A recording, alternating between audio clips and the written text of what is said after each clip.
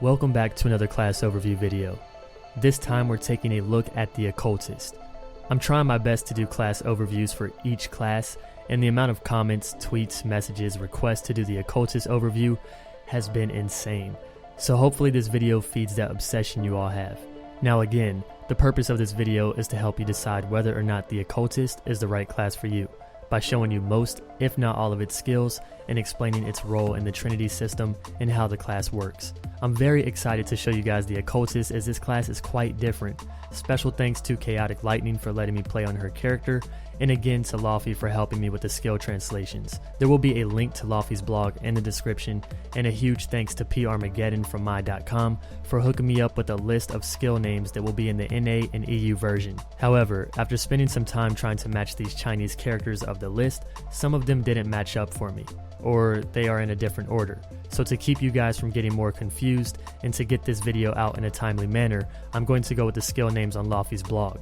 But do know that these are not the official skill names for the NAEU versions. I will do a separate video of the skill names or include the correct skill names if I can for the next 3 overviews. Now every class in Revelation has some type of ability or stance that gives them different skills or features, making it possible to run a different kind of build or play a different way. The Blade Master can go into a more tanky stance, with defensive buffs, and the Vanguard has a shield mode that helps mitigate damage. The Occultist can swap to a healing mode on the go, which changes every single skill. The skills are redesigned from a dark theme to a light theme. The animations and mechanics of the skills, like how to use them, clicking an area on the ground, all stay the same, except the effects change and the animations are a bit different. It's pretty unique. The stat building for the Occultist is a little different, but I'll explain that later in this overview. So I'm going to show you guys each skill and explain what they do in dark mode, which is the DPS mode of the Occultist, and in light mode, which is the healing mode. So for the basic attacks you have Soul Smite and Soul Burst. Soul Smite deals a little bit of magic damage in dark mode, and in light mode it gives your allies some small heals. Soul Burst is your stronger basic attack. In dark mode it deals a decent amount of damage, and after 3 seconds explodes on the enemy, dealing more damage and leaving a debuff for 3 seconds. If the player takes damage, the enemy will take damage while debuffed. In light mode, the skill heals an ally and explodes after 3 seconds to heal even more, and giving your ally a buff. Any damage done will heal instead of dealing damage. For your basic skills you have Soul Spheres. In dark mode this sends out 5 spheres which do pretty good damage. The 5th orb will absorb any healing done to the target for 5 seconds. In light mode, the last orb will shield an ally and absorb 2,280 damage for 5 seconds. Soul Well creates an AoE for 5 seconds. In dark mode this deals magic damage to those within the radius. In light mode it heals those within the radius. Pretty simple. Soul Betrayal turns your scythe into a golf club. In dark mode you launch an orb at the enemy, dealing magic damage, and after you are given the option to tap the skill again, causing the orb to explode for tons of damage to enemies within a 5-meter radius. In light mode it sends heals to an ally, and once you detonate it, it heals nearby allies. Soul Mirror sends out a totem. There can only be 1 totem at a time. The dark totem increases magical and physical attacks, and the light totem increases magical and physical defense to those around. A great skill to help out your party. Soul Swap is your ability that allows you to switch between light and dark mode on the go. This light stance increases healing power by 105% based off agility, and the dark stance increases magic attack by 105% based off agility. Vacuum Blast destroys the totem from Soul Mirror. In dark mode this deals magic damage to all enemies and removes their buffs. In light stance this heals nearby allies and removes debuffs.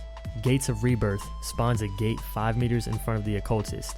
In dark mode, those walking through the gate take damage every 2 seconds and get a decrease in movement speed. In light mode, your allies gain CC immunity and increase movement speed. Your allies also get healed every few seconds. Soul Return removes all debuffs from the Occultist, gives you a shield and teleports you to your totem. This shield can absorb 2,880 damage. If you use this skill again, the shield will explode. In dark mode, the explosion stuns nearby enemies for 3 seconds. In light mode, the explosion removes debuffs from allies. Enslaved Soul summons a soul to wrap the target. In dark mode this soul absorbs a small amount of damage, and consecutive use of this skill or time will cause the soul to detonate and deal tons of magic damage to nearby enemies. In light mode it can absorb a ton of damage for an ally, and upon detonation it will heal nearby allies. Void Bargain swaps your place between you and your target. In dark mode, it deals damage to the enemy and heals you for half the damage dealt. In light mode, it removes CC effects from an ally. The Occultist legendary abilities work a bit different. For its left side abilities F1 through F3, the legendary skills are more DPS focused and can be used after filling the meter by using your basic skills. The F4 through F6 are healing skills and can be used once you fill the meter, enough to use one of the abilities. But to fill this right side support meter, you have to use your skills in healing stance. Or you can simply swap to healing stance and it seems to transfer most of your DPS meter over to the healing meter. And for your damaging legendary skills, you have Shadow Grip, which summons claws from the ground to crush your enemies. Shadow's Offspring summons dragons that jump from the ground and splash down, dealing damage in an AoE for 30 seconds. It also deals a bit of damage to the Occultist. Soul Theft deals damage to the enemy every 0.5 seconds and restores 50% health to you for the damage dealt over 3 seconds. Death Incarnate turns you into a giant demon, gives you a few new skills and allows you to burst enemies down while being resistant to CCs. For your healing skills, you have Talisman, which creates a bond between you and allies, restoring health and mana every second for 5 seconds. You can move while casting this, and it also decreases damage received for allies affected by the bond. Blessing, which gives you and your allies a buff that increases magic and physical damage for a few seconds. Nirvana, which puts you or an ally into a dome, healing and decreasing your threat.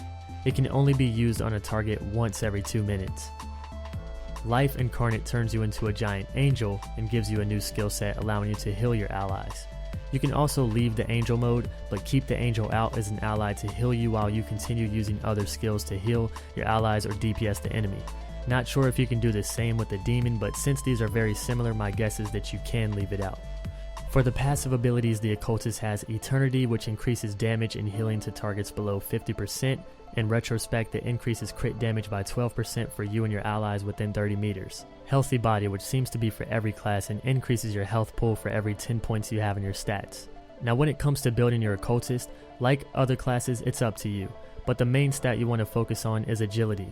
Agility not only increases crit, but also increases the magic damage of the Occultist. In healing stance, your skills heal based off your agility stat, so going for a better healing or DPS both lie in your agility stat. However, other stats still play a role, such as gaining more physical defense or more magic defense. That is up to you. Trying to be more of a healer than DPS, then maybe there is a way to spec your spirit to help that. But again, agility is the most important stat here for the Occultist. Now some wonder if the Occultist can completely replace a Spirit Shaper in the Trinity. That might be possible depending on how you spec your stats, how skilled you are, and depending on your gear. But this is something I have not seen done, and I think it's best to keep a Spirit Shaper around, but have an Occultist in the party to make sure things go smooth for the raid. If the Spirit Shaper is having trouble, the Occultist can take a break from DPSing and easily switch to light mode, toss a few heals, and back to DPS. The Occultist uses a scythe for its primary weapon, and for its secondary weapon it uses some type of sigil. I do not know what the proper name for this is, but yes, that's your secondary. So let me know what you guys think about the Occultist. After playing with it for a bit, I think I might actually make one now. I've never tried healing, but because this class is a hybrid, I can give it a try. And if I suck, I'll just swap back to dark mode, and I probably will.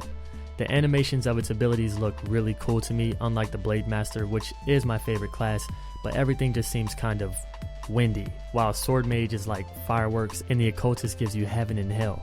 Let me know what you guys think. Did you enjoy this? Also, what class would you like to see next?